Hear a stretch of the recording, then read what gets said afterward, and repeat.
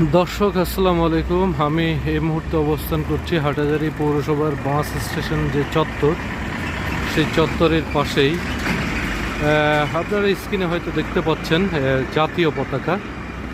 জাতীয় পতাকা কিন্তু উঠছে। জাতীয় পতাকা সম্পর্কে আমি আগেও কয়েকটা ভিডিও দিয়েছি। জাতীয় পতাকা কিছু নিয়ম কানুন আমরা কম বেশি সকলেই জানি। সম্ভবত আমি ভুল করে না থাকলে সম্ভবত এত রাতে জাতীয় পতাকা ওড়ার কথা না।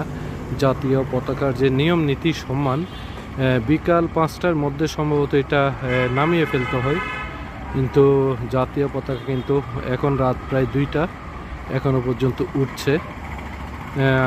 এটা কিন্তু হাটহাজারী বাস স্টেশনের যে গোল চত্বরে লাগানো এই জাতীয় পতাকা ইদ্রিস টাওয়ারের সামনে।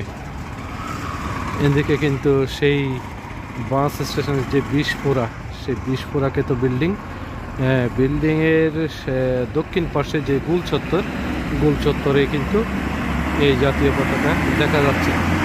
রাত 2টায়ও জাতীয় পতাকা এখানে উঠছে। তো দর্শক ভালো থাকবেন, সুস্থ থাকবেন। নেক্সট কোনো ভিডিওতে দেখা হবে। আল্লাহ হাফিজ।